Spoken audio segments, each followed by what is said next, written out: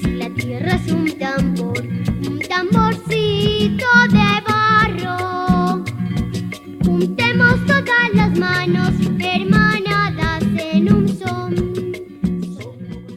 Bueno, muy buenas tardes a todos y a todas. Les damos la bienvenida a este encuentro de saberes, a este tejido que una vez más nos une acerca de todo lo que está pasando y especialmente de las apuestas que maestros y maestras de a pie vienen desarrollando en sus territorios.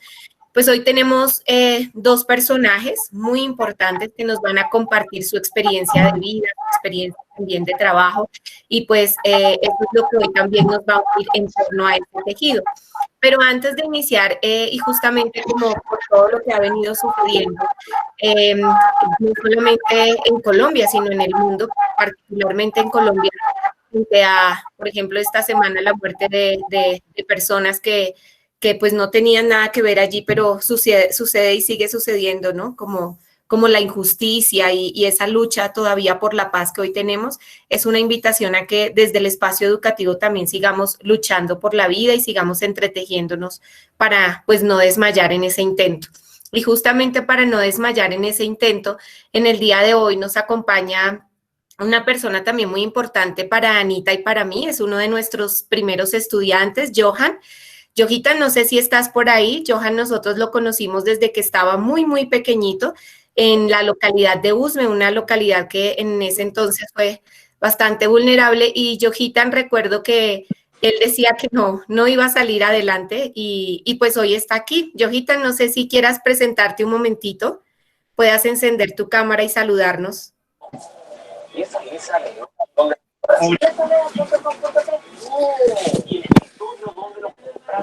Buenas tardes para todos. Mi nombre es Johan Ramos, como lo decía la profe Tadi.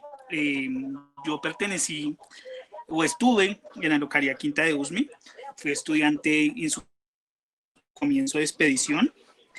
Pues muchos profesores decían que yo no podía, con mi déficit de escritura, comprensión lectora, y a través de este proyecto pues pude ver que sí se podía y pude salir adelante. Ahorita soy docente también, soy licenciado de Ciencias Sociales, soy egresado de la Universidad La Gran Colombia y desde ahí arranqué y pues me apasionó muchísimo esto. Tuve muy buenos ejemplos, la profesora Tadiana, la profesora Ana, la profesora Brigitte, que estuvieron en ese comienzo con nosotros, en ese maravilloso proyecto llamado Expedición. Muchísimas gracias. Pues Johan, hoy te pasamos nuestra mochila. Esta es la mochila de la Red Chisua y es una mochila que viaja y que teje saber. Y con las apuestas de niños y de jóvenes, y hoy tú como maestro, es por lo que nosotras como maestras y los maestros en general tejemos apuestas para reconocer las diversidades, las historias de vida, y nos da muchísima alegría que hoy, después de unas múltiples trayectorias de vida, te sumes a la Red Chisua, así que te entregamos la mochila para seguir tejiendo saberes. Muchas gracias, profe. Tadi. Bueno, muchas gracias, Yojitan. De verdad que es un orgullo verte ahí ya empoderado como maestro. Y justamente por eso, cuando se nos dice que no podemos, los sueños son más grandes y la educación puede hacer esto posible, que hoy Johan esté con nosotros, orgullosamente siendo maestro. Y bueno, y entonces yo también entrego mi mochila para dar inicio a nuestro primer ponente del día de hoy.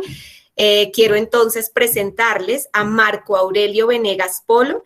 Él es máster en Ciencias de la Educación con énfasis en necesidades educativas especiales de la Universidad de Cienfuegos, Cuba, especialista en neuropsicopedagogía y psicopedagogo de la Universidad de la Costa, neuropsicología infantil por parte del Instituto de Neurociencias Aplicada ICN y es doctorando en Ciencias de la Educación con la Universidad de Guatemoc en México.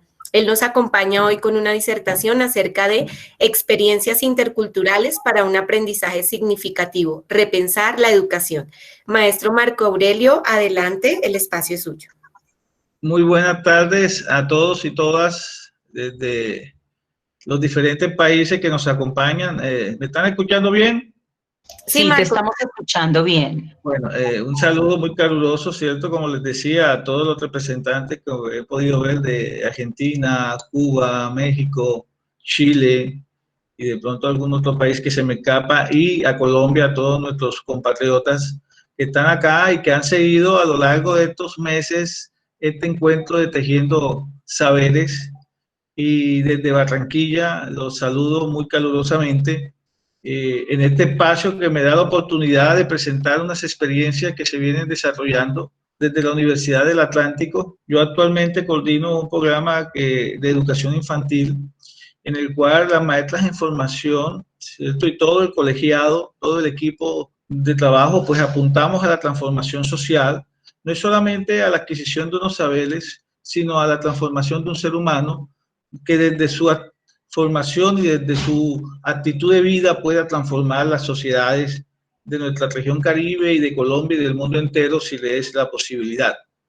Entonces eso ha venido haciendo un ejercicio docente desde hace más de 20 años, que he tenido la oportunidad de compartir con muchas personas la oportunidad de crecer.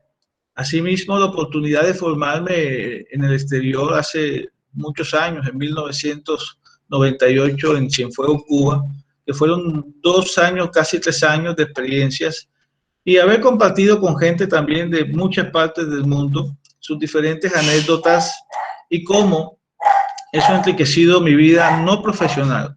Pienso que eso ha enriquecido mi vida más como ser humano, y tener claro por qué elegí un día ser maestro y lo que conlleva esa responsabilidad en nuestras sociedades.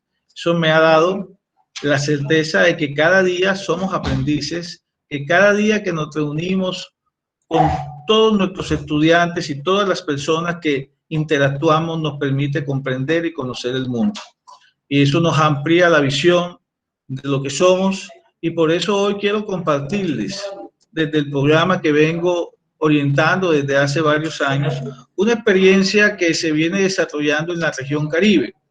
De pronto para las personas de los otros países, Barranquilla pues es un país multirregional, diverso, con diferentes regiones, y una de esas regiones tiene que ver con lo que se conoce la región Caribe, que son 7 departamentos, y que estos 7 departamentos pues han venido siempre con una serie de luchas, porque Colombia, a pesar de que en políticas es un país descentralizado, pues la realidad es totalmente otra. Todo el poder está centralizado en 3 grandes ciudades, como Bogotá, Medellín y Cali, y siempre la provincia pasa trabajos en muchas cosas, empleos, salud, educación, y que son problemas generalizados, y que esta pandemia en la cual estamos viviendo ha desnudado las grandes desigualdades sociales de nuestro país, donde cada día la brecha se hace mucho más grande y las políticas no llegan a las personas que las necesitan para ese desarrollo de su vida. Porque yo considero que el ser humano debe tener una calidad de vida para poder sentirse feliz. Considero siempre que la felicidad es lo que nos permite salir adelante, la motivación. Y Barranquilla y la región Caribe vienen en busca de eso. Estamos trabajando arduamente y ahí la academia juega un papel fundamental para ese desarrollo. Por eso he encabezado este título de unas experiencias interculturales para un aprendizaje significativo y repensar la educación desde la interculturalidad. Vemos desde hace mucho tiempo cómo las diferencias culturales, la diversidad para que sea aceptada, siempre ha generado conflictos, donde siempre las mayorías quieren oprimir a las minorías, y lamentablemente eso genera que una sociedad no tenga desarrollo. Colombia es un país donde se ha maltratado por muchos años a esas minorías étnicas, y el departamento del Atlántico y la región Caribe es un país rico en esas minorías étnicas. Nosotros tenemos varios departamentos que ahora les mostraré las experiencias en cada uno, donde hay diferentes etnias, desde los afro, desde etnias indígenas, que nos han enriquecido con su sabiduría, con su historia, y que muchas veces no aprovechamos eso que nos pueden dar para nosotros convertirnos en una sociedad más humana, en una sociedad más afectiva, en una sociedad más integradora. Y por eso pongo una frase de nuestro Nobel, Gabriel García Márquez, que nació en Aracataca, en el Magdalena, en una zona, cierto, de la zona bananera, en donde escuchaba desde su infancia los cuentos de su abuelo, y a partir de ahí fue desarrollando toda una serie de literatura a partir de las historias reales que lógicamente se han fantaseado desde lo que se conoce como el Macondo, y que muchas cosas irreales pasan y lo siguen pasando en nuestro país. Y en uno de sus tantos libros, él nos regala una cita que dice: en el Caribe al que pertenezco se mezcló la imaginación desbordada de los esclavos negros africanos como la de los nativos precolombinos, y luego con la fantasía de los andaluces y el culto de los gallegos por lo sobrenatural. Esa actitud para mirar la realidad de cierta manera mágica es propia del Caribe. El caribeño tiene una esencia, no es solamente el folclore, la música, la cultura, sino tener esa forma de ser del caribeño abierto, extrovertido, cariñoso, nos hace ser unas personas que cada día vemos la vida de manera diferente a pesar de las adversidades que tenemos que tener día a día. Y dándole paso a eso, ¿por qué repensar la educación? Ahorita al principio escuchábamos a Ana y al compañero Eduardo que nos hablábamos de esa colonización que hemos tenido, y Ana hablaba que el 12 de octubre se va a celebrar el Día de la Clase, el día que nos descubrieron América, y todavía seguimos teniendo esos pensamientos decolonizados, cuando tenemos que mirar qué somos, para dónde vamos como país, como países latinoamericanos, cómo podemos unificar todas las fortalezas que hay, las experiencias maravillosas de cada país en todos los contextos, y dar un norte para que podamos superar todas las brechas que se están originando. Y repensar la educación nos permite eso, o sea, ¿qué es la educación? ¿Hacia dónde podemos nosotros transformar las sociedades? ¿Qué se debe dar? ¿Qué se debe hacer? Porque muchas veces hoy día la educación vemos que sigue en ese proceso transmisionista, en ese proceso de dar solamente saberes académicos y no preguntarse cómo podemos formar integralmente al ser humano, que es más allá de una esfera cognitiva, que es un ser humano integral y que todo lo que viva en un espacio educativo debe tributar a un desarrollo maravilloso para que él pueda transformar su vida y lógicamente ir transformando las cosas que puede encontrar a su alrededor. Y nosotros desde ese ejercicio que lo venimos haciendo ya hace 12 años, empezamos por ir a una comunidad acá en la región Caribe, en la Guajira, donde hay una comunidad que son los guayú, una comunidad indígena, y donde ellos tienen unas tradiciones muy particulares, unas creencias, una identidad, como todas las culturas y como todos estos grupos étnicos que la hacen rica, que la hacen auténtica.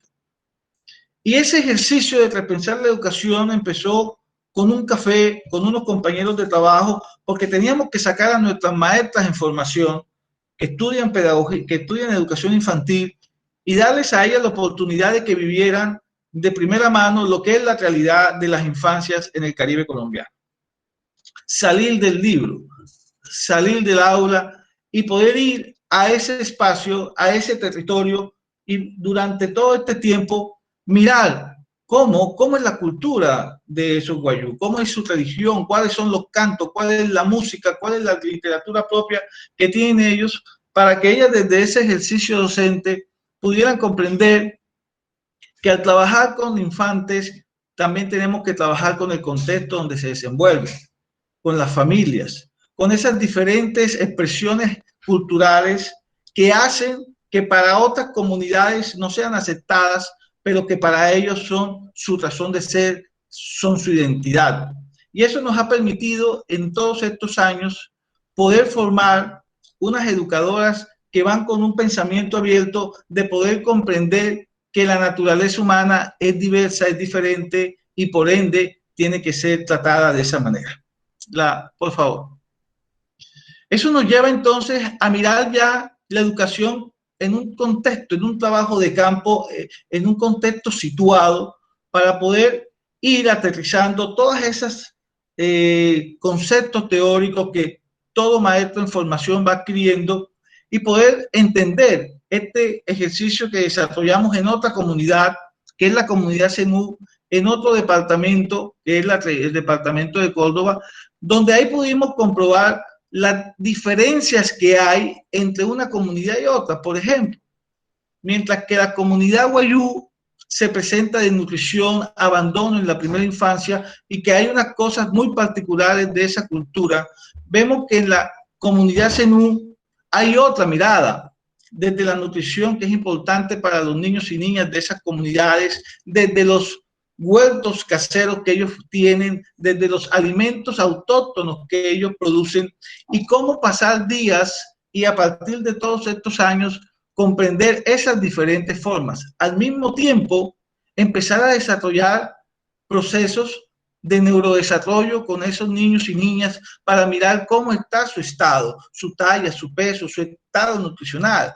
Y a eso se le fue sumando un equipo interdisciplinario, no solamente de los maestros del programa, sino también de médicos, de nutricionistas, que con esas ganas de dar su trabajo, de ser voluntarios, hemos venido desarrollando en esas comunidades unos procesos de educación inicial respetando la cultura.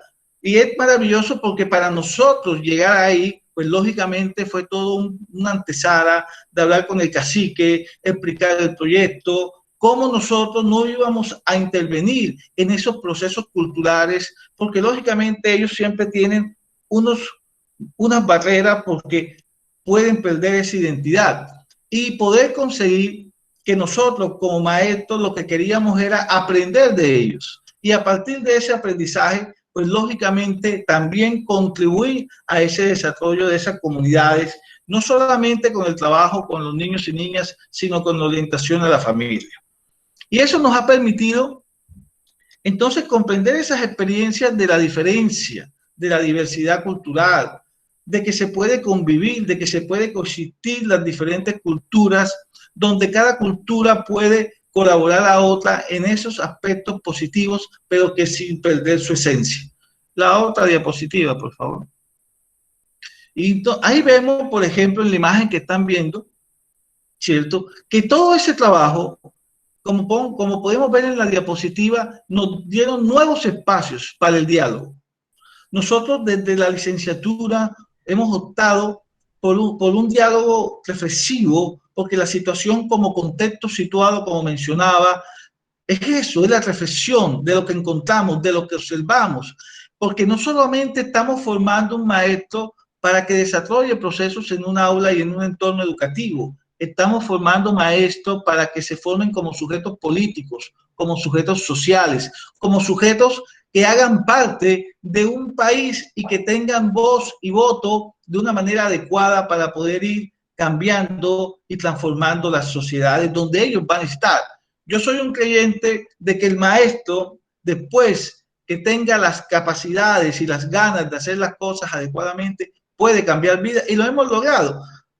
Yo tengo muchos ejemplos, pero vamos, el ejemplo que nos mostraba ahora Ana y la compañera Tatiana, de coger a Johan en una comunidad que de pronto Ana, en ese tiempo esa comunidad no me imagino cómo sería, y a pesar de las dificultades, el maestro tuvo la certeza de que él podía salir adelante y lo consiguió. Y eso es lo que hacemos los maestros. Los maestros somos los que podemos, a partir de la marginalidad, la pobreza y el abandono, donde nosotros llegamos y donde nuestras comunidades, lamentablemente eso es lo que encontramos, la única forma de salir adelante de esos seres humanos es la educación, pero una educación diferenciada, una educación que permita que el entorno educativo haga reflexionar, no solamente preparar a un estudiante para unas pruebas, no, hay que preparar al estudiante para que sepa qué quiere en la vida, qué puede hacer y que tenga claro todas las posibilidades. Este espacio, cuando vamos a esta zona de Zenú, duramos días y eso, como les decía, es una experiencia de hace más de 10 años que la venimos haciendo. Es un intercambio de saberes. Y ese intercambio nos ha permitido crecer y nos ha permitido desarrollar en nosotros los maestros que acompañamos y en esas maestras que son estudiantes de diferentes semestres, de segundo, de cuarto, de sexto semestre, que llegan allá con dudas, con inquietudes, pero con una curiosidad de poder comprender qué es esa comunidad y que viven momentos inolvidables que no se van a borrar, sino que van a estar cada día dispuestas a poder hacer cambios desde su formación. Y todo esto, ya aquí vemos, ¿cierto? Le estoy haciendo como las experiencias en los diferentes contextos. Este es otro contexto, aquí lo tengo subrayado, el islote de Santa Cruz Sucre. Para los colombianos pienso que ellos han escuchado lo que es el islote de Santa Cruz, es una isla, ¿cierto? Que esa isla está, ahí eso es un islote donde vive una población, el único medio de transporte es a través de lancha, y nosotros ya en los años que tenemos, hay un solo colegio para una comunidad grande, hay un solo centro de desarrollo infantil, donde hay muchos niños que están desescolarizados, como es algo normal lamentablemente en Colombia, y llegar a Sucre, al islote de Santa Cruz, a vivir esas experiencias, acompañado, como les dije, de otros profesionales, donde hay un equipo interdisciplinar, permite que nuestros maestros en formación puedan establecer un proyecto de vida diferente, donde se le están dando esas herramientas, esas bases para poder comprender cómo es la población de la región Caribe, cómo se vive y a partir de ahí, qué se puede hacer para ir transformando estas sociedades a partir de ese acompañamiento pedagógico. Y aquí algo que tenemos nosotros que hemos vivido también es el conflicto armado que hay en estas zonas, en las cuales también hemos tenido que saber lidiar y comprender frente a las realidades que vive Colombia y que vive nuestra región Caribe, del desplazamiento forzado, del conflicto armado que afecta a nuestras comunidades. Y esta experiencia nos ha enriquecido no solamente en el proceso investigativo, en el cual de aquí han salido libros, artículos de libros y capítulos de los mismos para poder mostrar visiblemente lo que pasa en estas regiones a los diferentes entes territoriales de estas comunidades. Y esto ha llevado a unos resultados que nos han podido dar y que con certeza lo hemos visto en el cambio conductual de nuestras estudiantes, que estamos tratando de formar profesionales proactivos, no solamente de un proceso de enseñanza-aprendizaje, sino de una sensibilización, donde ellas, donde quiera que estén laborando, puedan comprender que el que le llega no es un alumno, es un ser humano que viene con necesidades, que viene con carencias, que viene con limitaciones. Las desigualdades sociales de nuestro país, y específicamente yo hablo de la región Caribe porque la conozco, son inmensas. Desnutrición, abandono, abuso, maltrato. Muchos de estos seres humanos llegan a los colegios, a las aulas, y lamentablemente muchas veces hay maestros que no tienen interés por saber qué les pasa. Muchas veces no tienen las herramientas para decir qué hago. Y por eso considero que la academia debe apuntar a formar profesionales proactivos ante sus semejantes. Ir olvidando un poquito que solamente, como lo mencionaba, es enseñar matemáticas naturales y sociales, sino que tenemos que formar a un ser humano. Nuestra Constitución colombiana nos habla que hay que formar a un hombre y a una mujer que cumpla con una serie de valores. Eso debe empezar desde la familia, pero también el colegio tiene que ser un garante de ese desarrollo, porque ahí convivimos como comunidad. Esto nos ha permitido, ¿cierto?, entender la interculturalidad propia, porque considero que si tú no conoces cómo es tu cultura, mucho menos vas a entender la otra. Entonces, hemos podido comprender esa interculturalidad que hay en la región Caribe a partir de estos ejercicios de tantos años y cómo se puede, a partir de la educación, ¿cierto?, hacer cambios y generar profesionales de la educación infantil diferentes, que vayan en pro del desarrollo, en pro de un trabajo que apunte a que ese niño y que esa niña pueda encontrar lo que es y darle la oportunidad a que él pueda salir adelante. Esto nos ha permitido conocer la diversidad cultural que tenemos en la región Caribe. Para mí este ejercicio, cada viaje que hago, cada semestre, que hemos venido haciendo todos estos años nos ha enriquecido.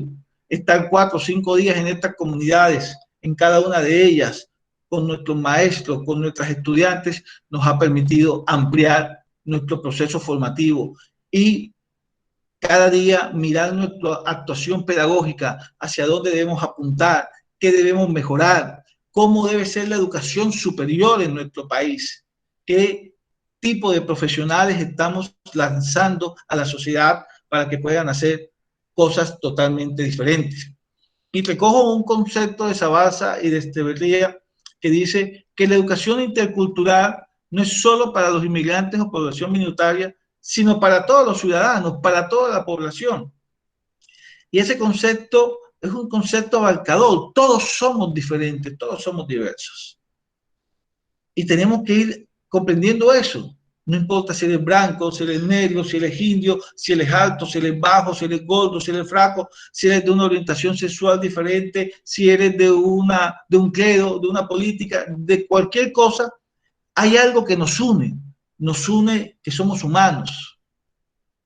Y esa humanización tenemos que empezar a verla y a crearla desde las aulas, a que haya una convivencia, a que el conflicto, porque el conflicto es maravilloso, para poder superar como sociedades tienen que haber conflictos, pero los conflictos están para ser resueltos a partir del diálogo, a partir de la tolerancia, a partir de la escucha y a partir de esas argumentaciones respetuosas que tenemos que hacer.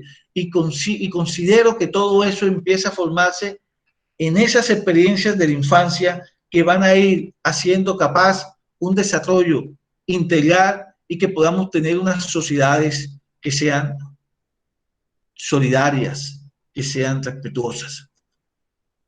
Igualmente, estos unos resultados que vemos, ¿cierto?, en lo que vemos en el ejercicio académico, que es formar unas maestras más conscientes de su rol dentro de la sociedad, ¿cierto? De que, como les he dicho muchas veces, el maestro considera que es llegar a hacer una clase y que el estudiante dé unos resultados académicos. Y no, el rol del maestro es formar, es transformar, es hacer las significaciones de lo que pensamos. O sea, es una actuación de diálogo. El aula es una actuación de diálogo.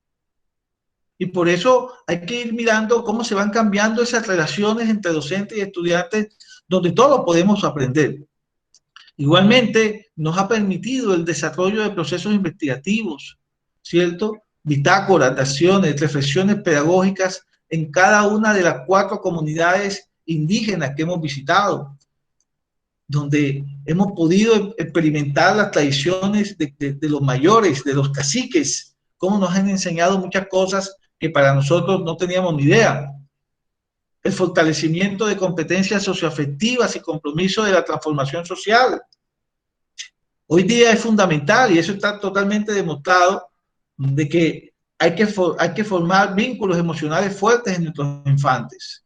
Hay que fortalecer la autonomía, la identidad, para que podamos tener a futuro personas seguras, capaces de saber qué quieren y hacia dónde van. Asimismo, hemos podido entender que Colombia, a través de la educación, Colombia tiene un marco legal. Colombia tiene una cátedra afrocolombiana que está articulada al área de ciencias sociales y que es obligatoria que se den todos los niveles educativos, desde el preescolar, la básica primaria, la secundaria y la media. Pero no es solamente dar una cátedra. Yo he pensado que para enseñar un valor no se debe dar una clase de valores. Eso es implícito en todos los actores educativos, porque el maestro enseña con su ejemplo, el maestro lidera a través de sus hechos.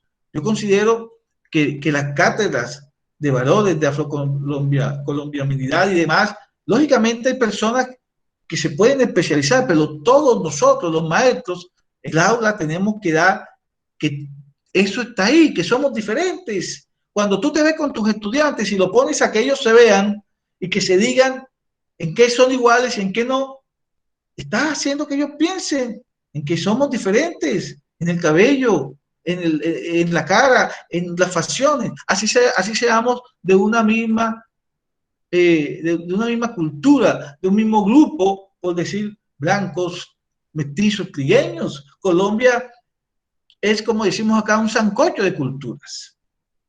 Y todos podemos convivir, porque cuando usted hace un sancocho, como acá en Barranquilla, el sancocho es algo popular, un sancocho de costilla, usted puede hacer un sancocho de costilla con clavo y con otros ingredientes, se funden maravillosamente para dar un sabor delicioso a los comensales. ¿Por qué no hacer un sancocho de cultura que ya está y aprender a convivir, aprender a coexistir?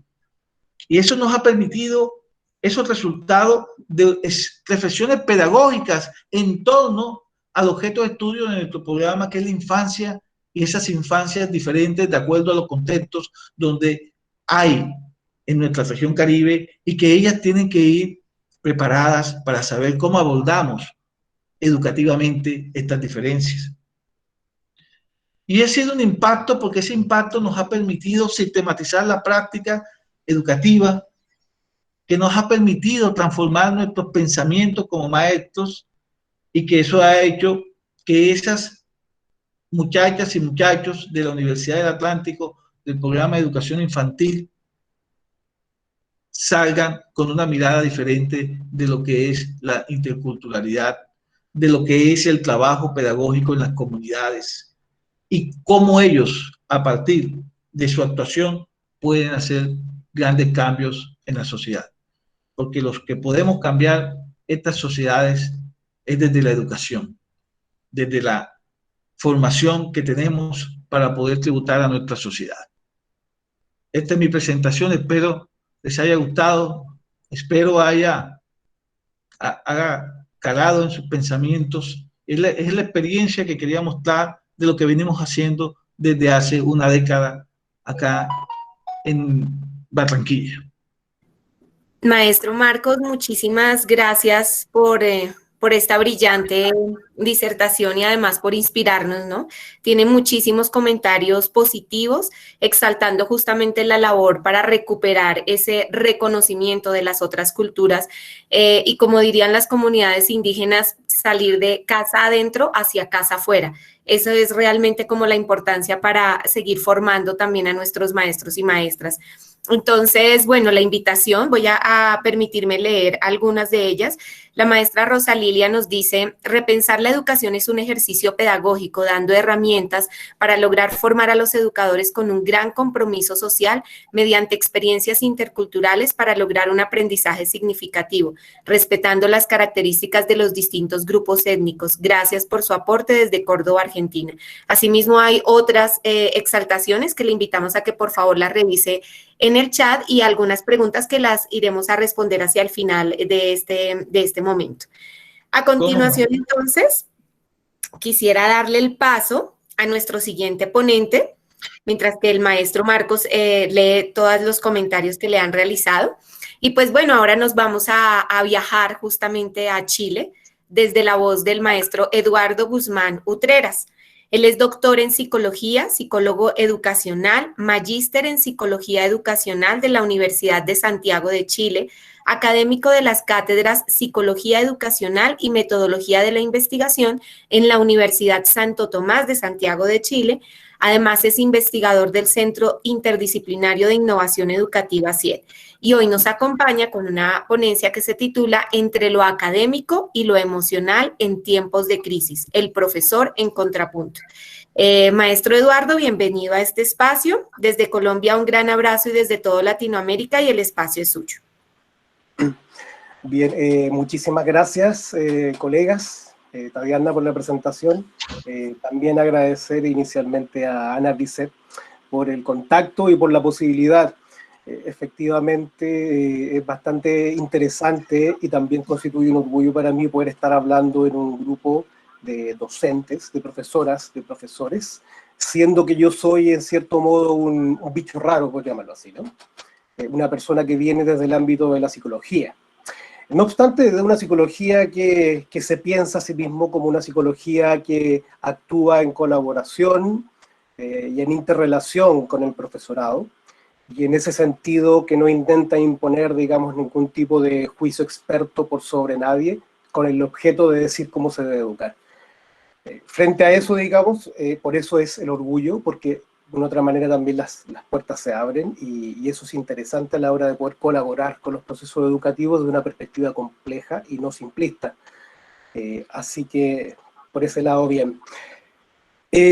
A ver, desde acá, desde lejos, siendo, digamos, una hora bastante avanzada en relación con Colombia, yo quiero ofrecerle a ustedes algunas reflexiones, algunas preguntas, algunas provocaciones inclusive, referentes a lo que está sucediendo hoy en día en el contexto de estas emergencias sanitarias a nivel mundial, y que definitivamente nos ha impactado, como suele ser, nuevamente a toda Latinoamérica, mucho más fuerte que otros lugares, producto, bueno, de un montón de cosas que ahí el profesor Marco Aurelio hace un momento señaló: el tema de las desigualdades, el tema de las segregaciones, el tema de todo lo que tiene que ver con las imposiciones de las cuales hemos, digamos, sobrevivido y hemos luchado todos estos años en Latinoamérica, y producto de aquello, bueno, probablemente estos retrasos a nivel mundial que podemos tener con respecto a un montón de cosas que no nos pertenecen, pero que sin duda nos invaden y nos siguen colonizando.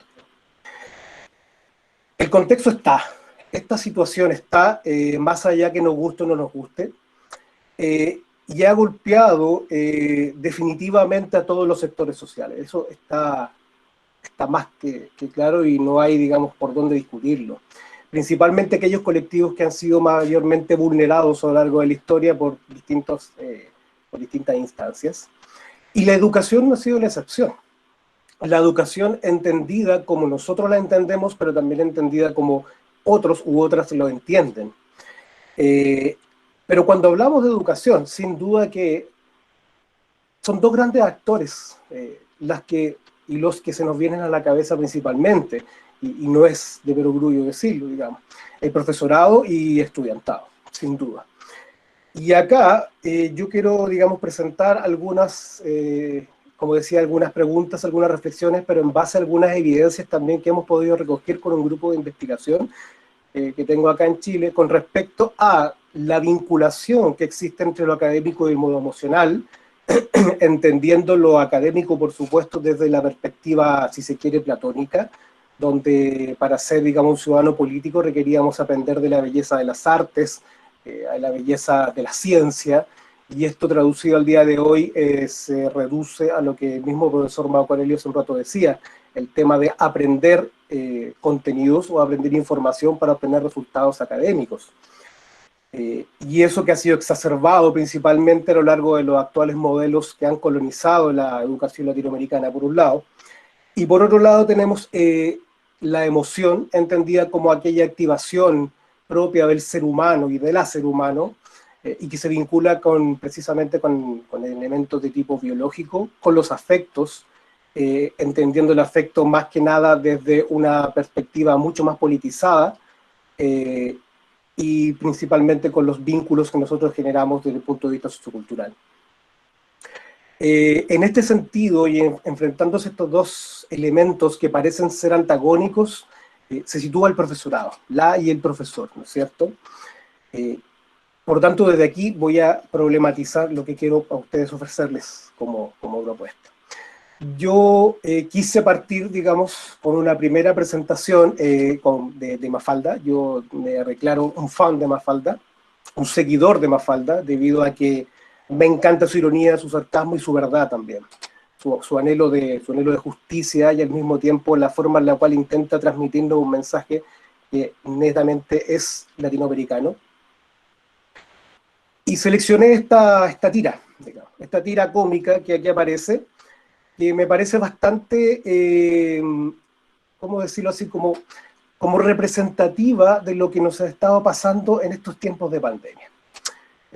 Si bien es cierto, prohibido estacionar, ¿no es cierto?, dice la tira cómica, pero a continuación Mafalda reflexiona un poco respecto a cómo nosotros mismos o nosotras mismas hemos dado rienda suelta a la posibilidad de no ser libres, sino que limitarnos a partir de una libertad que parece no ser, Y eso efectivamente yo lo quiero vincular con el ámbito academicista de la educación que hoy en día estamos viviendo, y cómo esa perspectiva academicista nos lleva a cuestionar precisamente si la educación hoy en día, en este año de conflicto simbólicamente biológico y efectivamente biológico, ¿es un año perdido o es un año ganado en términos educativos?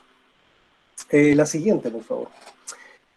A lo largo de todo lo que son las noticias, digamos, latinoamericanas, a partir de redes sociales, de distintos elementos periodísticos, o incluso de la televisión, entendiendo las limitaciones propias de la televisión como espacio político, me parece que hay un punto en común que es bastante fuerte en términos de lo que es nuestra propia perspectiva de la educación latinoamericana.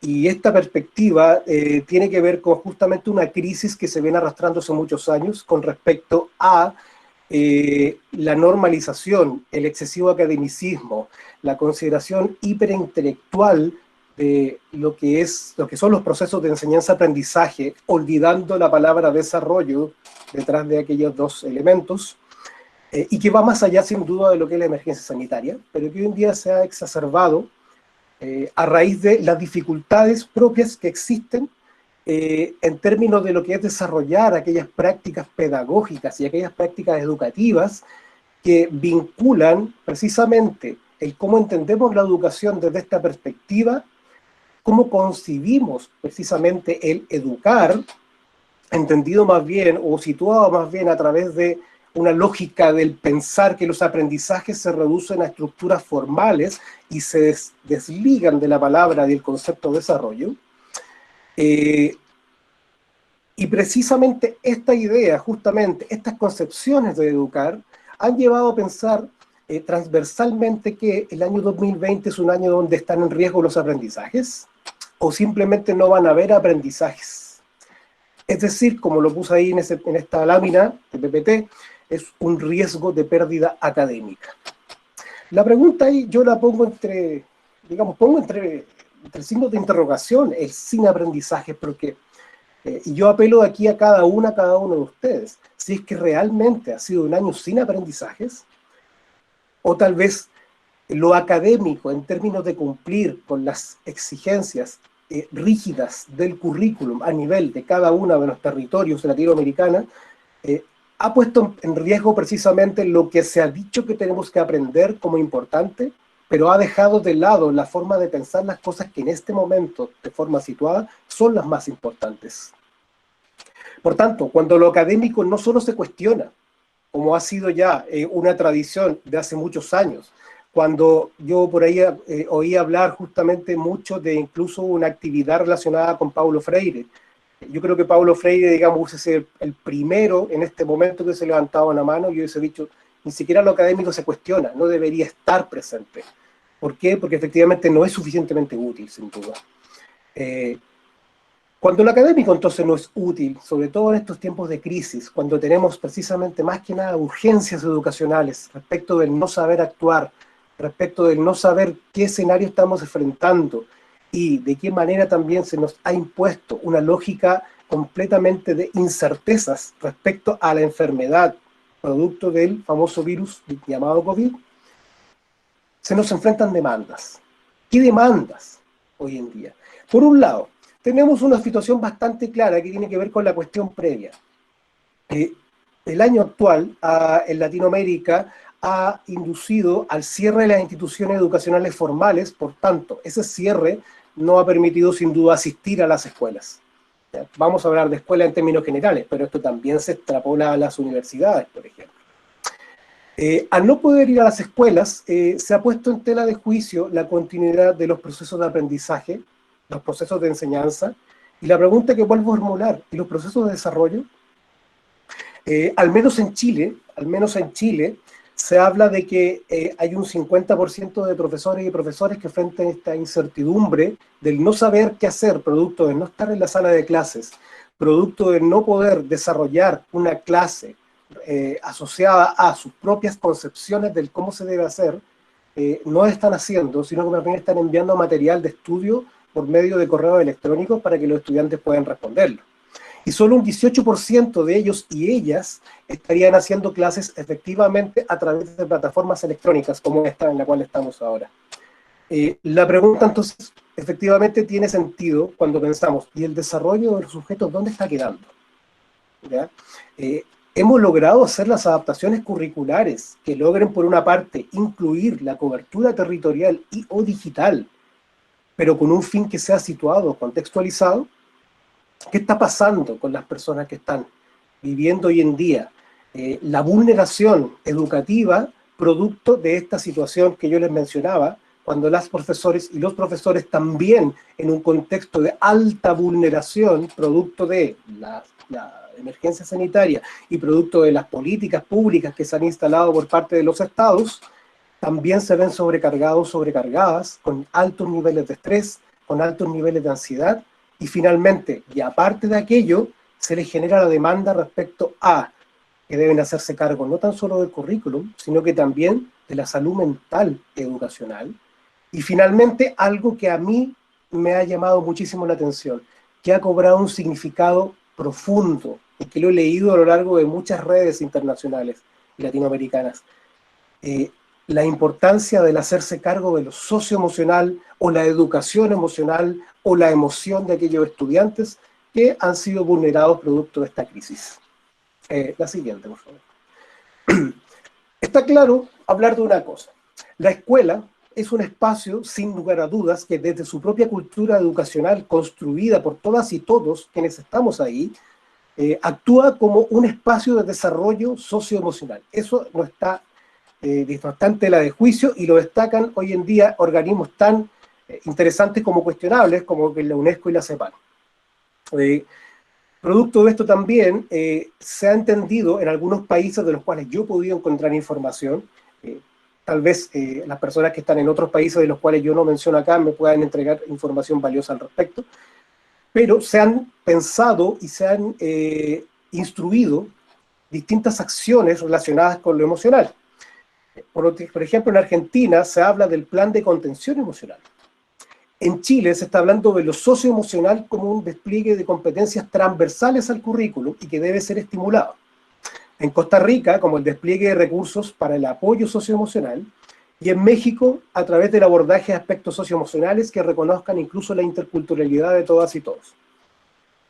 Claramente, esto no tiene, digamos, mucha claridad respecto del qué, el cómo, el cuándo, el para qué, lo emocional, entendido que ya desde hace muchas décadas se viene hablando de la importancia de vincular lo emocional en la figura del profesor y también de otras personas que están también insertas en los distintos espacios educativos, como por ejemplo las y los psicólogos o incluso personal médico que actúa desde el punto de vista educativo apoyando la labor docente.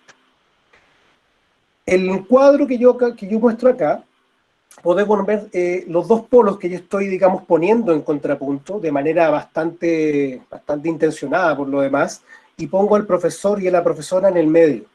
Y como de una otra manera, a través de un estudio que realizamos el año 2018 en distintos colectivos vulnerados de acá del país, de Chile, producto de su ingreso a la universidad, pudimos visualizar claramente y reafirmar lo que decía la literatura respecto a que el profesor y la profesora son parte y constituyen un engranaje esencial en la vinculación emocional con lo académico.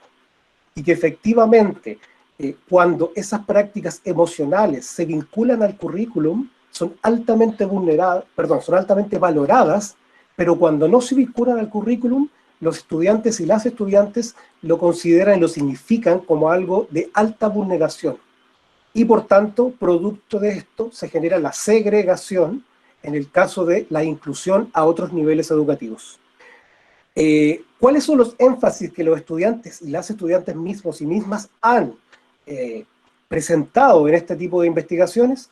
Algunos como por ejemplo, y se comparten con lo que plantea la UNESCO, la CEPAL y otros autores y autores latinoamericanos, la solidaridad, el cuidado propio, las competencias emocionales que van desde el propio reconocimiento de uno mismo y el cómo me siento y el cómo estoy, hasta precisamente el desarrollo y la implementación de habilidades sociales, que dicen relación, por ejemplo, con los ejercicios propios de la ciudadanía y el ejercicio de la participación.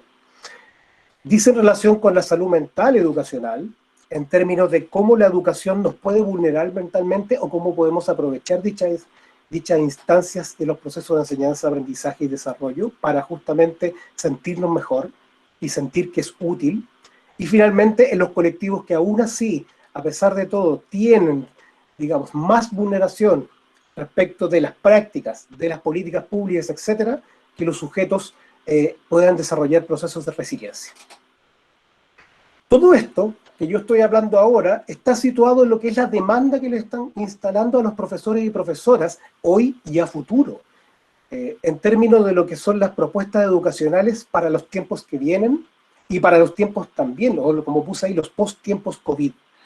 Por tanto, se debe asumir una responsabilidad compleja en términos del profesor o la profesora como responsable de la transmisión curricular, de lo académico, pero también del hacerse cargo de un estudiante que ha sido vulnerado completamente, que ha sido vulnerado no tan solo por la escuela, sino que hoy en día también por el encierro. Como dicen por ahí algunos colegas, hoy en día ya los aromas de los perfumes huelen a muralla, huelen a muro, y eso también es harto de una vulneración, porque no tengo derecho a poder sentir el aroma que yo deseo, sino más bien el aroma del encierro. Y eso sin duda que constituye un desafío, pero ¿por qué no decirlo también? Una vulneración cuando no se tienen los recursos y cuando a pesar de todo esto el profesor y la profesora se le exige algo para lo cual no necesariamente está preparado, sino más bien a partir de sus propias concepciones. Yo creo que hay una autora que tiene apellido Latorre, lo dice muy claro, las creencias y concepciones docentes son fundamentales para la práctica, y cuando esas creencias, cuando esas concepciones están vinculadas a el atesorar el momento, el espacio educativo, el encuentro estudiante-profesor y generar de ahí algo interesante, sin duda que resulta algo importante, pero no surge a partir de la intencionalidad de la formación, sino que a partir de lo que la o el profesor creen, producto de lo que entienden por educación. La siguiente. Ahí hay otros resultados asociados a esto. A partir de la idea de que la escuela es un espacio curricular, emocional y vincular, sin duda, donde se generan, donde se proyectan elementos como pautas de acción familiar, donde se reproducen proyecciones familiares, proyecciones personales, emociones, conductas y también expectativas políticas y sociales. ¿Para qué se educa entonces? Yo señalaba, digamos, y no es algo nuevo por supuesto, yo creo que ustedes lo saben mucho mejor que yo, que para poder desarrollar todo esto, donde se vislumbra todo esto en la escuela, tiene relación con la participación de distintos actores y actoras del espacio educativo, profesores, profesoras, coeducadores, coeducadoras, y la participación familiar también, independiente de cuál sea, digamos, su importancia, cuál sea la profundidad que esta participación tenga. Frente a esto, uno de los grandes problemas y cuestionamientos que se le puede hacer a la escuela al día de hoy, y que nos pone también en tela de juicio respecto a lo que viene en este escenario post-COVID-19, si es que alguna vez ocurre, tiene esa relación con el desencuentro de lo académico con lo emocional. Y para los estudiantes esto es importantísimo. Yo aquí menciono 3 puntos que me parece interesante rescatar de la evidencia que hemos podido obtener en las investigaciones. Lo primero, y que lo hemos querido denominar así porque efectivamente dice relación con una postura de carácter política por parte de estudiantes y de profesores y profesoras, el clivaje escuela-profesorado. Entendiendo de que hoy en día lo que se le exige a la escuela, principalmente desde la política pública, dice relación con el cumplimiento de objetivos de carácter curricular, y ya lo hemos escuchado anteriormente con el colega Marcos, y que por ahí parece que no es el camino, pero los estudiantes, las estudiantes lo han reconocido, y al mismo tiempo que reconocen la importancia del propio desarrollo integral de sí mismos, y lo vinculan a una figura docente que sí está preparado, preparada, y que le importan estos procesos, lo escinde inmediatamente, simbólicamente de la escuela. Por tanto, se genera una imagen de rechazo hacia la institución propiamente tal, pero no hacia el profesorado. Y eso es sumamente importante, principalmente considerando que hoy en día uno de los desafíos es justamente hacer frente a las pantallas negras cuando los y las estudiantes no quieren participar en las clases, y la pregunta que viene detrás, ¿por qué? Podríamos encontrar una entre 1000 respuestas a aquello. Lo segundo, una exoneración simbólica de las figuras significativas de la escuela, que va agregado a lo anterior. De qué manera yo, si bien es cierto, entro al reducto escuela, a la estructura escuela, no me represento con ella, me represento con mis profesores y profesoras.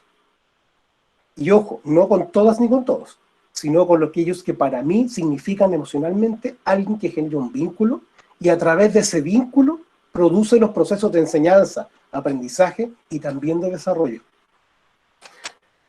Por tanto, el abordaje emocional no educativo también constituye un riesgo.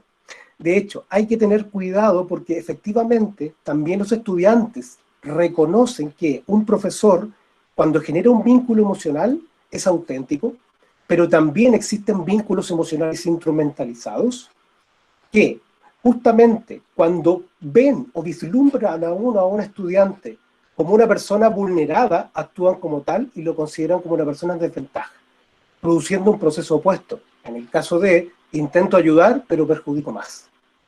La siguiente, por favor. Entonces, en este sentido, parece importante también pensar en cómo voy yo a hacerme cargo de esto, ¿ya? Cómo yo puedo vincularme en términos actuales a estos problemas de tipo vincular, que son propios de la demanda que hoy en día nos están exigiendo, y producto también de lo que los estudiantes y las estudiantes han valorado como significativo, como importante.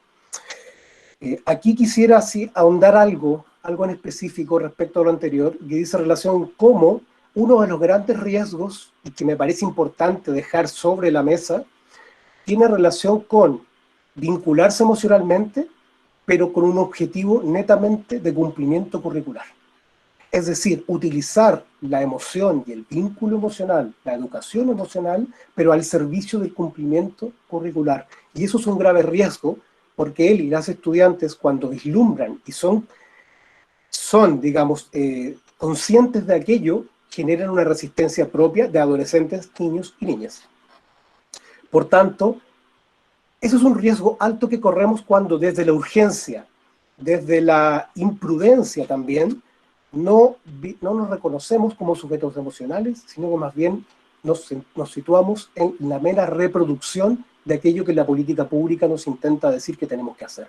Nos transformamos en técnicos, en técnicas, y dejamos de pensar desde el punto de vista profesional, y dejamos de pensar desde la interrelación y la responsabilidad que eso conlleva para con las personas que son sujetos educativos. Por tanto, ¿estamos en contrapunto como profesores? Sin duda, porque por un lado a nosotros nos ponen la obligación de cumplir con la política pública, pero por otro lado también se nos vincula a la obligación de ser sujetos emocionales. Por lo tanto, hay un dilema en el propio rol. En ese sentido, ¿yo soy educador o educadora o voy a ser un contenedor o contenedora? Contención emocional. ¿Cómo yo contengo a una persona emocionalmente? Pero por otro lado, si yo desarrollo educación emocional, si yo me vinculo emocionalmente con una estudiante, ¿necesito hacer contención posterior? ¿O sin duda necesito desarrollar mis propias prácticas pedagógicas tal como lo estoy haciendo? Aunque intencionando situadamente lo que está ocurriendo para buscar soluciones, ¿quién debe contener a quién entonces? ¿Ya? Y ahí también hay una apresuración de la política pública en términos de, por el motivo que sea, buscar una solución rápida, lo más higiénica posible, pero al mismo tiempo instrumentalizada respecto de las prácticas pedagógicas y la importancia que tiene hacerse cargo de la emoción cuando precisamente lo académico ya no es suficientemente útil. ¿Cómo asesoramos, apoyamos, ayudamos o contenemos emocionalmente a un estudiante? Entonces, estas preguntas nos llevan a vislumbrar un problema interesante a discutir, que parece ser que en este sentido, para la gran mayoría de nosotros y nosotras, la interrupción de esta trayectoria académica, la interrupción de este vínculo pedagógico, es precisamente producto del contexto digital o de las pantallas negras, porque no sabemos qué hacer en este contexto digital, porque no sabemos cómo llevarlo a cabo, y por tanto nos produce una ansiedad que tiene más resguardos personales que soluciones personales. En ese sentido, ahí parece ser que está uno de los grandes desafíos, entendiendo que esta trayectoria, que no es tan solo del estudiante, también es de nosotras y de nosotros, también se ha visto interrumpida también nos vemos afectados emocionalmente. ¿Cómo vamos a desarrollar actividades que permitan contener emocionalmente a aquellos con quienes trabajamos? La siguiente.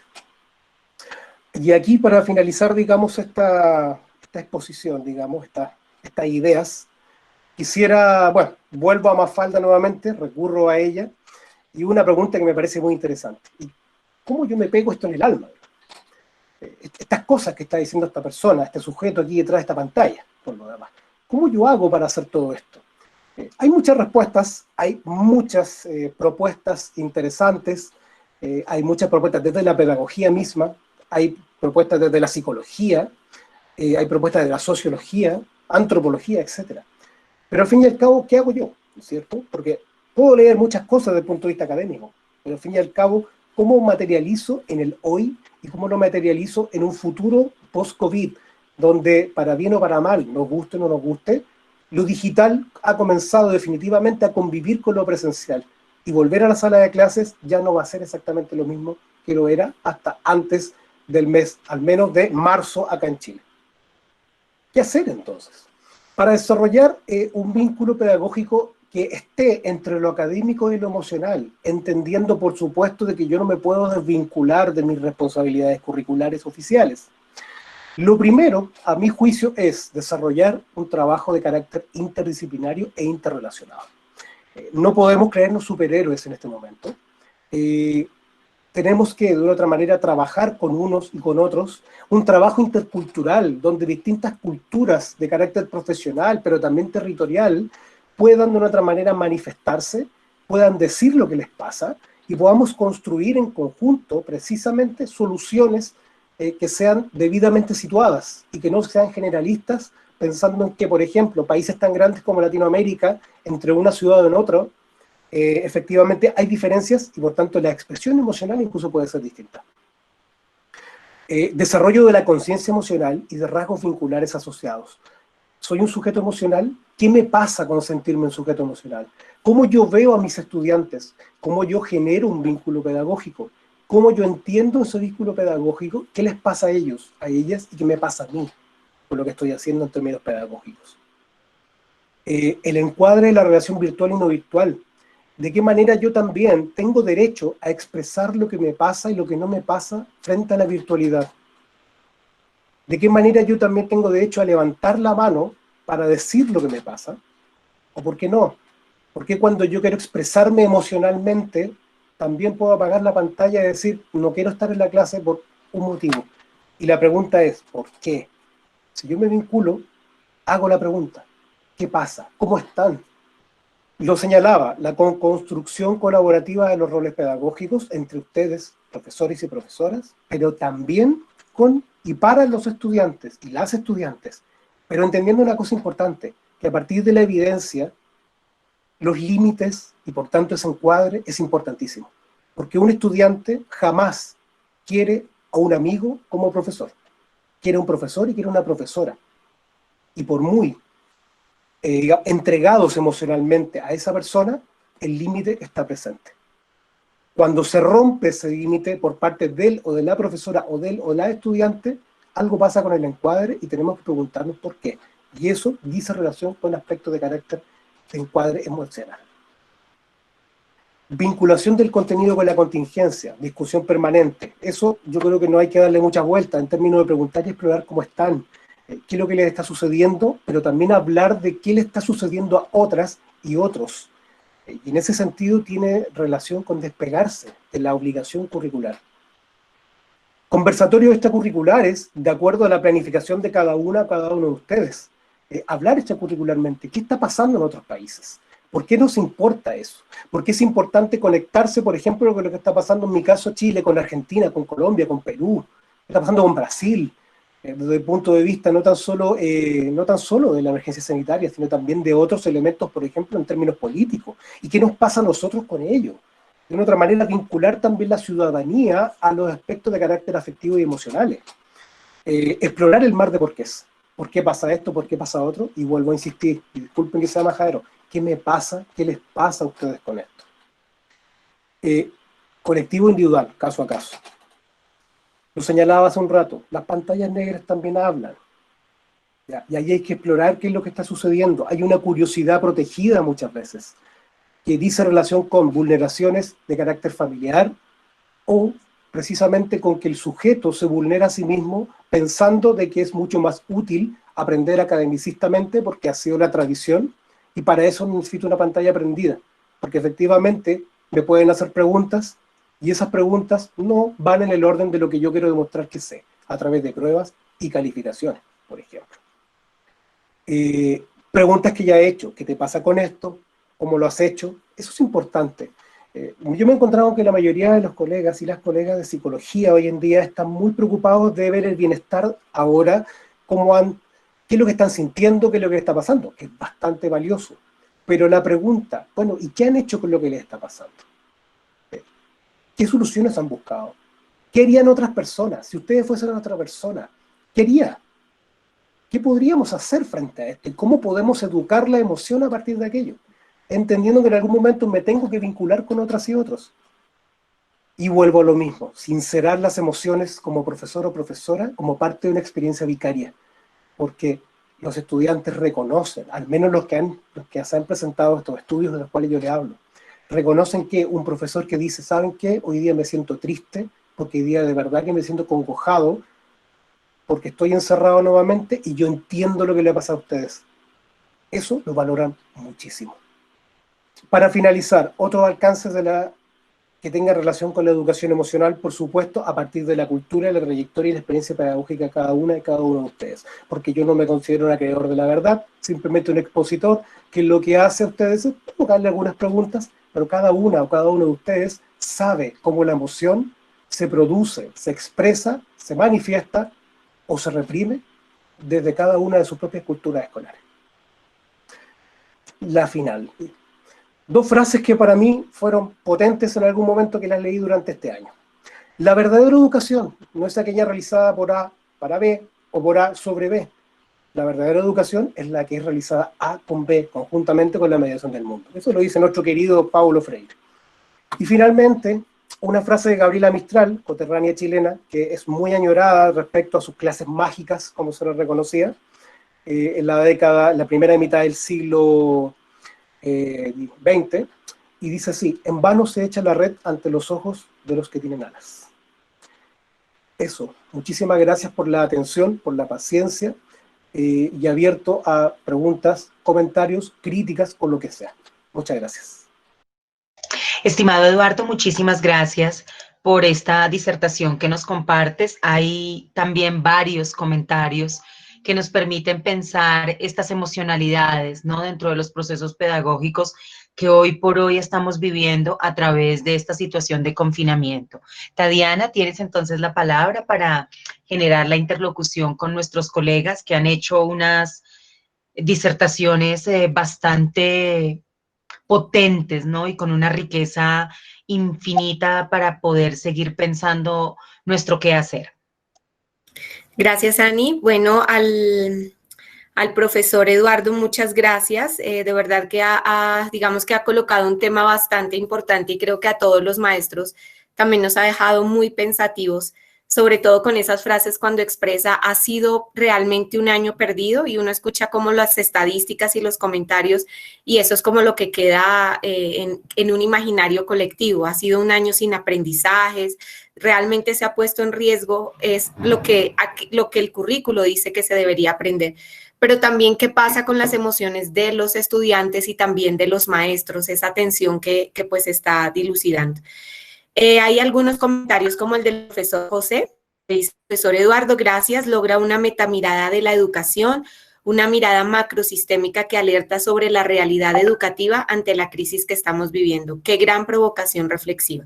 Y bueno, y hay otros comentarios que los vamos a leer más adelante, porque pues ahora quisiera entonces, ya que el maestro Marcos ha mirado el chat, darle un poco la palabra, pero antes de ello también rescatar otros comentarios.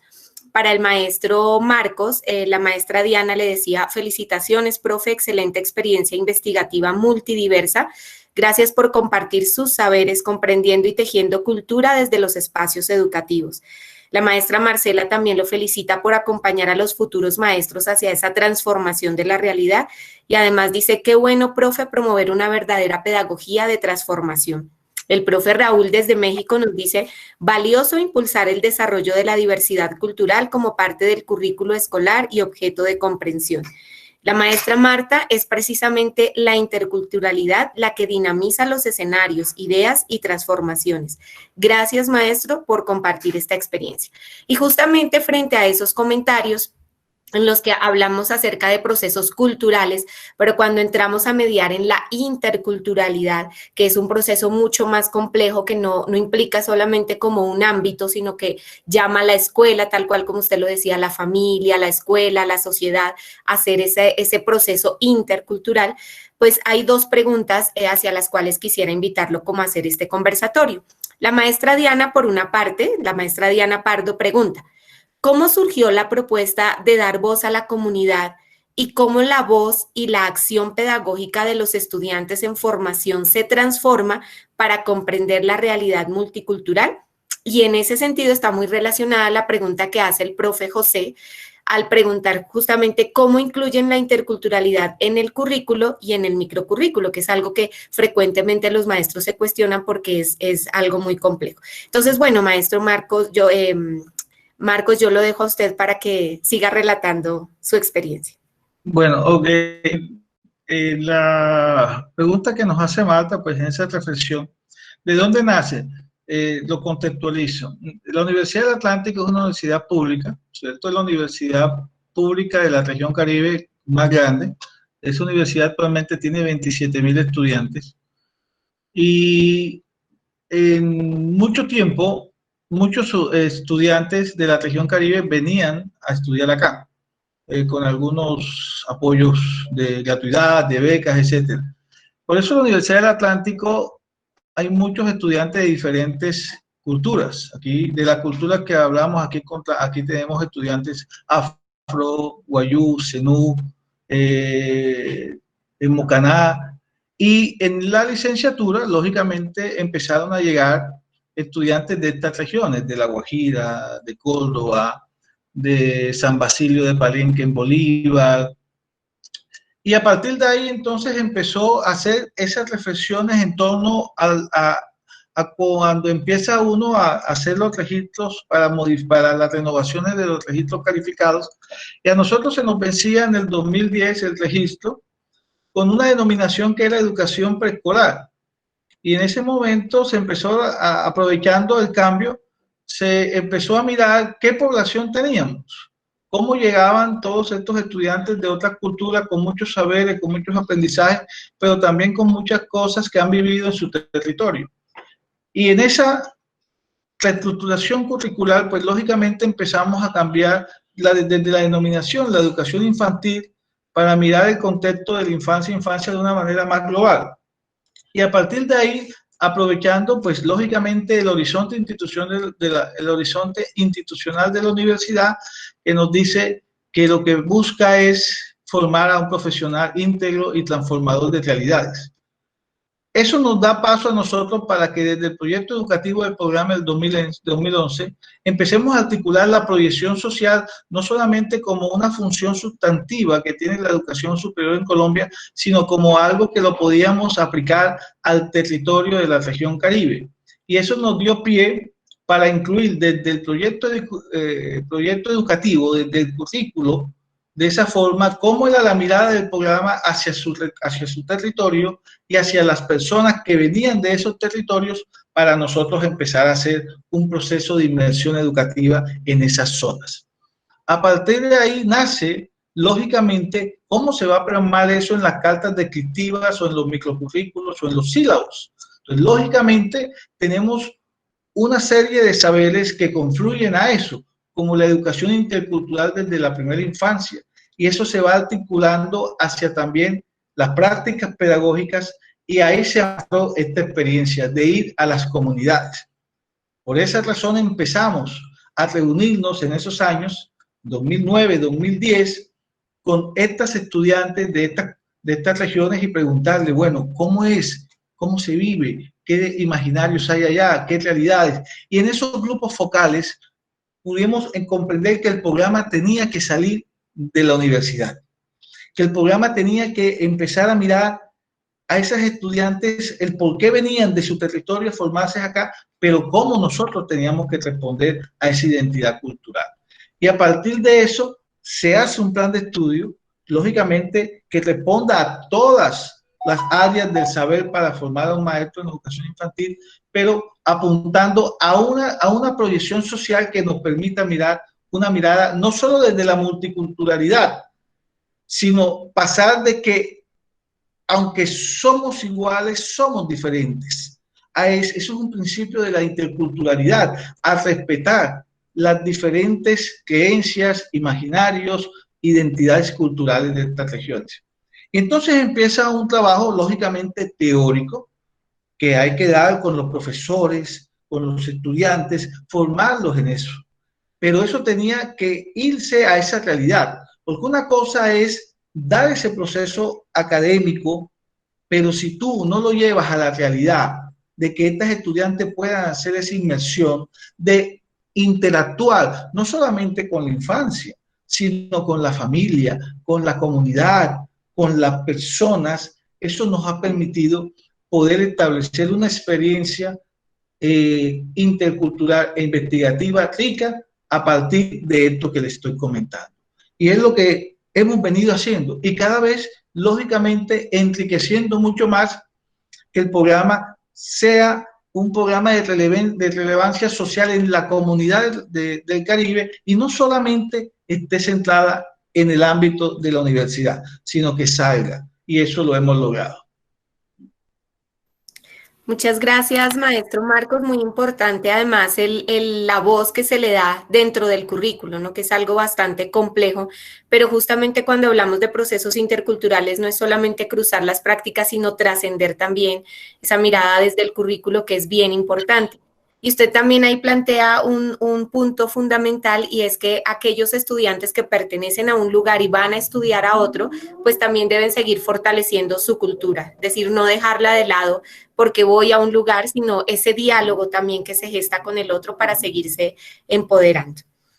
Eso nos lleva, disculpa para eso, a que a partir de esa interculturalidad que tenemos en el programa y en la universidad, se empezó a crear desde hace ya varios años la Feria Intercultural, donde cada grupo étnico, ¿cierto?, tiene unos diferentes stands para mostrar todo lo que son, desde sus vestuarios, desde su cocina, desde la música, desde todo lo que viven ellos normalmente en su territorio. Y eso ha dado pie a que los demás estudiantes, ¿cierto?, todos los estudiantes, puedan comprender eso. O sea, ¿qué siento yo al tener un compañero guayú que tiene un dialecto propio, que es el guayunaique, ¿cierto? Y cuando ellos hablan con su propio dialecto, que la gente que no lo maneja no lo entiende. Entonces, ¿cómo ese dialecto puede ser también aprendido, ¿cierto? Porque nosotros para ellos somos origunas, somos extranjeros, somos gente de afuera. Entonces, eso ha permitido, o sea, igual como los de San Basilio de Palenque que estudian, que también tienen ese propio dialecto de ellos, y esas fiestas tradicionales de la cultura palenquera, maravillosa. Entonces, eso se ha podido rescatar también, que se haga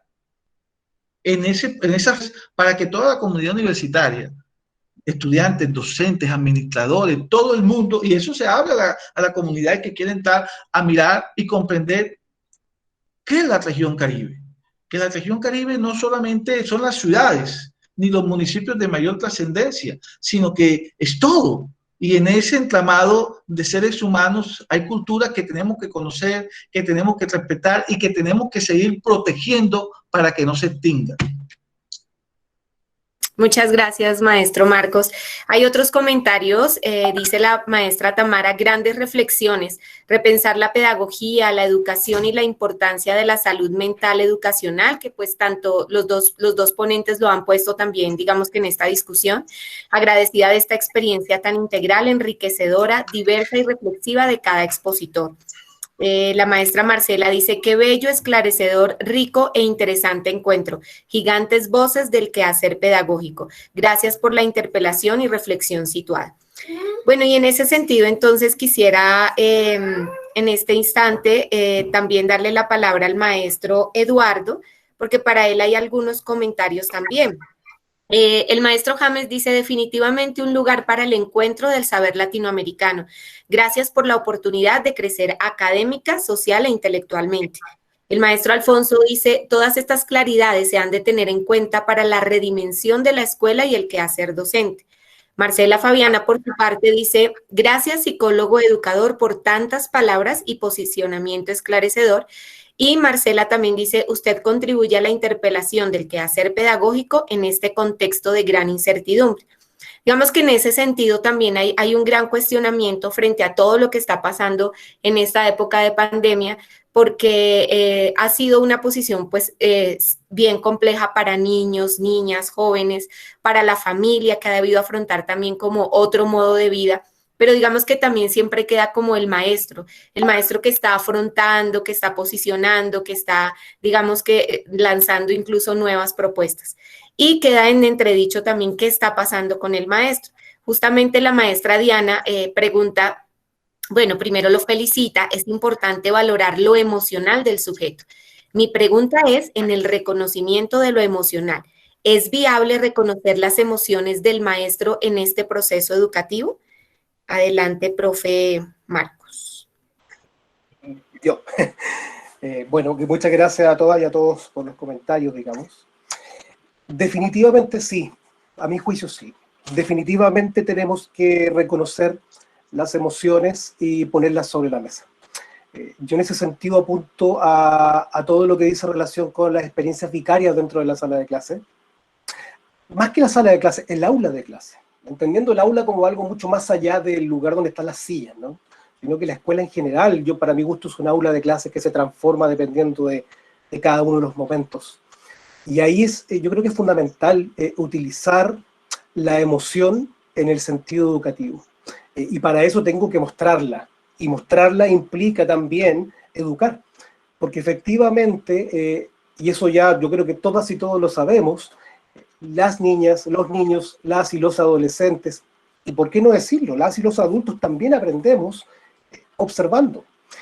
Y esa observación es importantísima cuando hablamos de lo emocional, porque se vincula con aspectos de convivencia desde el punto de vista ciudadano, se asocia con elementos propios de la convivencia interna de la escuela, lo que acá en Chile se conoce como la convivencia escolar, son propios de la cultura escolar propiamente tal, porque se asocian a significados, ¿ya? Y esos significados ponen en práctica todos los dispositivos que dan origen y final también a los procesos de enseñanza, aprendizaje y desarrollo, de los cuales nosotros nos estamos haciendo cargo. Y en ese sentido, vuelvo a lo mismo, definitivamente, que un profesor o una profesora exprese sus emociones delante de sus estudiantes, me parece lo más humano posible, me parece lo más pedagógicamente acertado, y sin duda que aporta, sin duda, a los procesos internos del aula de clase, lo que nosotros queramos lograr, nuestras propias intenciones. Por un lado, a ver, y quiero hacer ahí puedo poner un acento, no tan solo es mostrar, sino que hacer cosas con las emociones, ser competentes emocionalmente en la sala de clase, en el aula de clase. Si yo también siento rabia con un estudiante, ira, bueno, ¿cómo lo voy a canalizar? ¿Cómo lo produzco? ¿Y cómo lo transformo en un espacio que sea educativo y que no sea punitivo, por supuesto?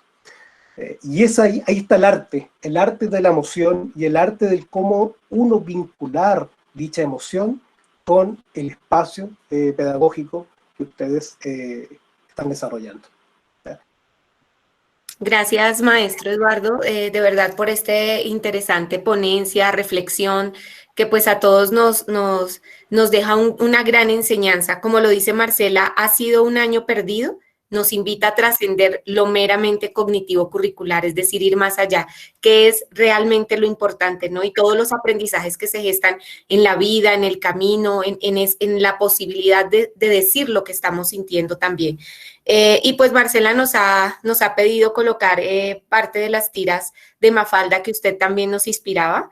Entonces, pues aquí están nuevamente. a petición de Marcela y creo que de todos. Mientras que pasan estas tiras, yo quisiera invitarlos a los dos a que nos den una conclusión, un cierre de conclusión acerca de lo que ha sido este proceso y también un poco ligándolo también con la época de pandemia. Entonces, maestro Marcos, si quiere, inicia usted y después el maestro Eduardo para hacer un cierre de conclusión. Bueno, mirando la pandemia que nos ha tocado vivir, ¿cierto? Y que nos hizo replantear nuestras formas de vivir. Y eso lo llevo a que nos permitió repensar la vida. ¿Cierto? De un momento a otro teníamos una vida, entre comillas, rutinaria, normal, y nos tocó repensar eso. ¿Cómo vamos? Y gracias a Dios, pues ahí hablo algo poco de mi especialidad en neuro. Tenemos un sistema cerebral que está permitido adaptarse a todo, porque es dinámico, es cambiante. Y la pandemia nos ha llevado a reflexionar sobre cómo debe ser la educación, cómo debe ser la formación en las escuelas, en los colegios y en las instituciones de educación superior. Y eso nos lleva también qué clase de sociedad tenemos. Porque esto ha desnudado las sociedades latinoamericanas. Cómo la población, al no tener acceso de educación de calidad, de una educación integral, ¿cierto? Esa pobreza no solo económica, sino esa pobreza mental, esa pobreza de desarrollo, no la tienen y por ende no podemos avanzar como países ricos dentro de los procesos sociales. Y a nosotros los maestros nos lleva a cuestionarnos cada día, a reflexionar sobre cómo deben ser los procesos de formación en los establecimientos educativos. ¿Qué debemos hacer? ¿Cómo debemos replantear las políticas educativas de nuestro país? ¿Hacia dónde debemos apuntar los maestros y maestras desde los diferentes niveles de educación para verdaderamente tener una sociedad diferente y que podamos, entre todos, contribuir a un país y a unos países latinoamericanos que venimos de violencia en todos los países, lo que se ha vivido, para poder alcanzar cambios de tipo social, económico y político? Entonces yo concluyo de que, como lo mencioné en mi ponencia, que la educación es la única arma efectiva para poder transformar las sociedades y que nosotros somos esos agentes de cambios y que no es fácil, no es sencillo, porque muchas veces también nos encontramos que los maestros y las maestras y la educación en muchos países está, por decirlo así, no hay ese reconocimiento social, no hay ese reconocimiento económico que permita también mejoras de vida en las calidades de los maestros y maestras. Y considero que la única forma es seguir avanzando, seguir haciendo todos los esfuerzos posibles para poder contribuir a las sociedades y a nuestros países, desde las aulas y fuera de ellas. Bueno, yo en mi caso, bueno, completamente de acuerdo con lo que el profesor Marcos dice. Yo quisiera agregar algo a partir también de una pregunta que se realizó en el chat de una persona. Yo creo que la gran conclusión es precisamente que tenemos autoridades que aún no comprenden el sentido de la educación que necesitamos en Latinoamérica. Porque tenemos una gran oportunidad de poder vincular en la definición y el concepto de educación a la persona y no hacerla, digamos, pertenecer a unos pocos y no radicarla en una forma de pensar para unos pocos. Creo que esta situación pandémica no es un espacio que nos obliga a reaccionar, sino que más bien es un espacio que nos obliga a actuar. Pero actuar no tan solo hoy, actuar en lo que queremos hacer, pero sin esperar de que las autoridades nos digan qué es lo que hay que actuar. Creo que en estos espacios es donde nosotros tenemos que transformar la educación y hacer justamente y demostrarle a la sociedad y a la cultura o a la intercultura que no es un año perdido, sino que es un año ganado. Es un año ganado en riqueza humana, es un año ganado en términos de colaboración, es un año ganado en términos de fortaleza, si se quiere, espiritual, o como quieran, gusten llamarle ustedes. Pero también es un año en donde hemos podido vislumbrar precisamente lo que realmente parece ser importante en términos de lo que tenemos que enseñar. Economía, ciudadanía, asuntos sanitarios, la interculturalidad propiamente tal. Cada uno verá su propia realidad, pero lo que sí está claro es que en ese sentido este contexto nos interpela a mirar una educación mucho más humana, mucho más situada, mucho más pensada a través de los distintos territorios, pero en diálogo constante con todos aquellos y aquellas personas que efectivamente piensan que la educación es el objeto, es el sujeto y es el espacio de la transformación social. Eso como conclusión. Bueno, maestro Eduardo y maestro Marcos, de verdad, muchísimas gracias por estas bellas reflexiones y sobre todo porque sí, tal cual como lo ha dicho, es un año ganado en muchas cosas, muchas riquezas, incluso en este espacio que hoy tenemos de poder conocernos y de poder escuchar cada una de sus reflexiones y de sus apuestas por la educación. Entonces, bueno, darles las gracias e invitarlos a que sigamos tejiendo. Queremos ahora compartirles algunas invitaciones. En el chat, Anita ha colocado un link que es de la serie Viajemos por Colombia desde casa. Justamente es una serie audiovisual que nace a partir de la pandemia por una invitación que se hace a maestros para hacer clases en vivo, pero pues aquí un grupo de maestras que afronta también la vida familiar decide cómo apostarle a una serie que le dé reconocimiento a las voces de las infancias, a la interculturalidad, a los saberes ancestrales. Entonces, pues allí está la invitación para que la puedan observar. Pero también porque en el mes de octubre queremos recoger voces de toda Latinoamérica. Entonces, invitarlos a que si ustedes quieren sumarse, nos puedan enviar videos de manera horizontal, de 5 minutos, contándonos acerca de su país, lo que ustedes quieran. Muy a propósito justamente de la ponencia que hoy hemos escuchado del maestro Marcos, ¿no? Es también como darle ese lugar al otro y poder reconocer las historias de los otros desde las voces de sus protagonistas. Entonces, ojalá que desde México, Chile, Argentina, Panamá, Colombia, bueno, desde todos los lugares se unen a enviarnos sus videos para que sean parte de esta apuesta. Bueno, por otra parte, también hay otras invitaciones. Está la invitación, Ani, si quieres agrandarla un poquito más, para que liberemos un libro. Se llama El Día B, Liberemos un Libro. Es una invitación que nos están haciendo para sumarnos a la bibliodiversidad, el día 21 de septiembre, para reflexionar, fomentar la práctica frente a la lectura, pero especialmente a lo que implican los libros, en este sentido de diversidad cultural. Entonces, allí ustedes encuentran la invitación también en la página de Facebook de la Red Chisua.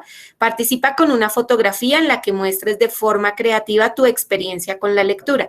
Consulta la siguiente convocatoria y sigue las indicaciones. Entonces, allí también ustedes lo pueden encontrar y ojalá se sumen a esta apuesta para seguir tejiendo saberes. No sé, Ani, ¿qué otra invitación tengamos para el día de hoy? Bueno, Alonso, si nos quieres contar. Alfonso. Sí, buenas tardes.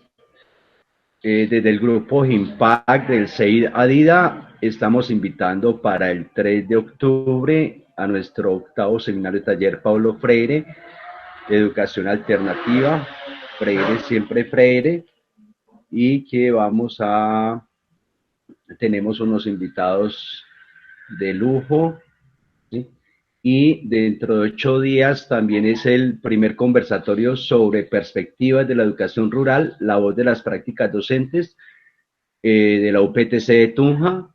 El sábado voy a estar yo como ponente y va a estar Andrés Bustos y María Elena de la Red Chisua el domingo.